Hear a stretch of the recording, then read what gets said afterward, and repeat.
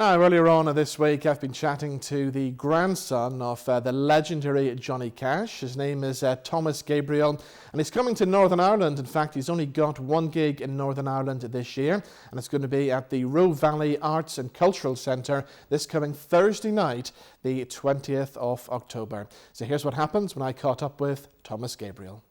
So I'm pleased to say the man himself joins us now on the line. Thomas, how are you? I'm doing great. How about you? Very well, thank you. So welcome to Ireland. You've got a few gigs coming up here. Have you played Ireland before? I have. I think this is either my third or fourth time touring Ireland. Brilliant. So I know you've got Limavady coming up next Thursday, the 20th of October. So we're looking forward to that. Let's talk about you. Let's find out some things about you. I mean, you're the grandson of Johnny Cash. So, I mean, I got to ask to start off with, what's it like being the grandson of such a music legend? What's it like? Well, it's lots of things. It's it's a blessing. My mother was extremely young when she had me, so it's my mother's father. So I got to spend a lot of time with my grandparents. On the road, at home. Like any others.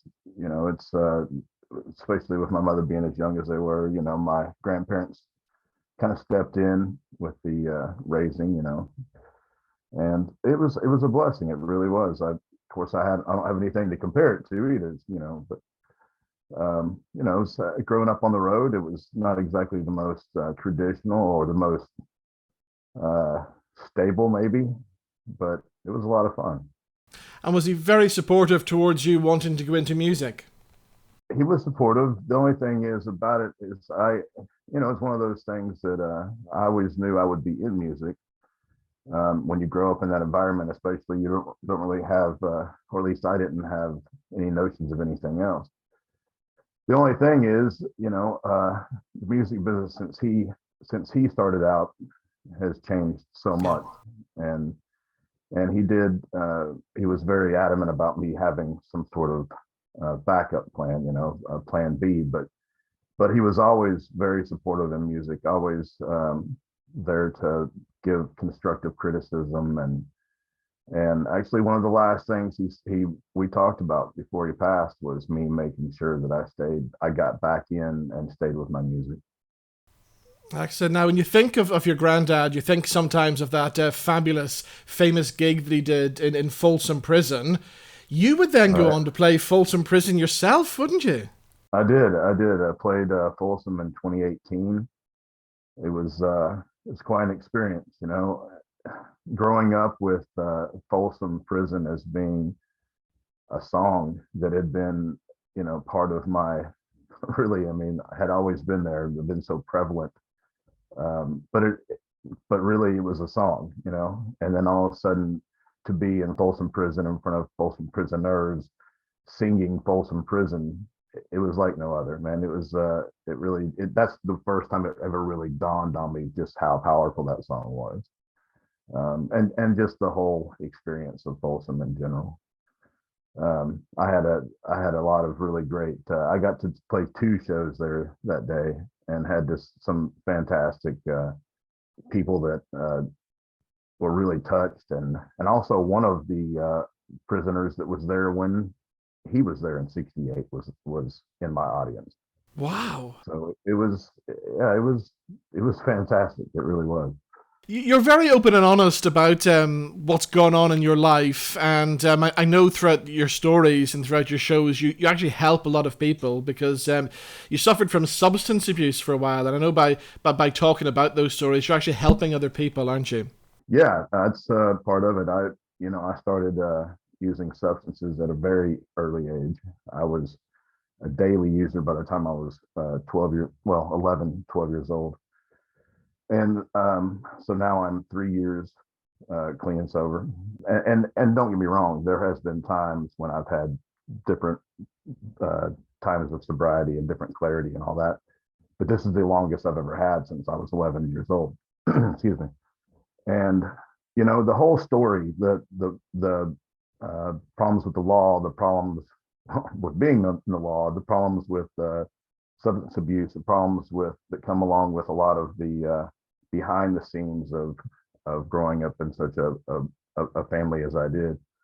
I think it would all be in vain if I didn't go and try to help others that either that can relate to either the substance abuse or the problems with family or the problems with incarceration.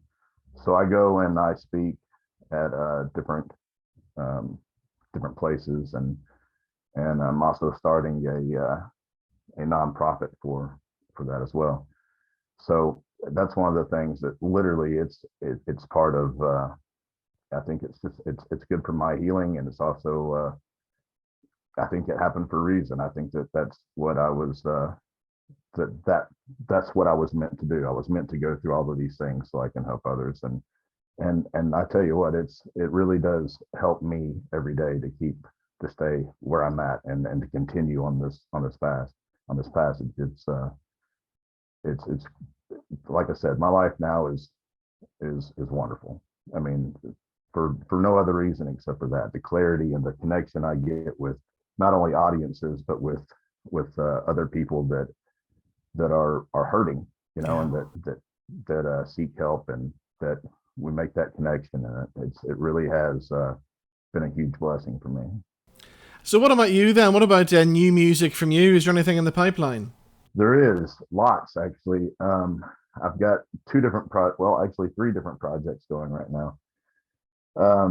It's going to be uh, quite there's some similarities to the first album, Long Way Home, because that album was kind of my core. That Yeah. was kind of like a birth until the release. But also there are, from some of the newer songs we've been working on, there are some more rock influences, I think, on this one. There's also I don't know.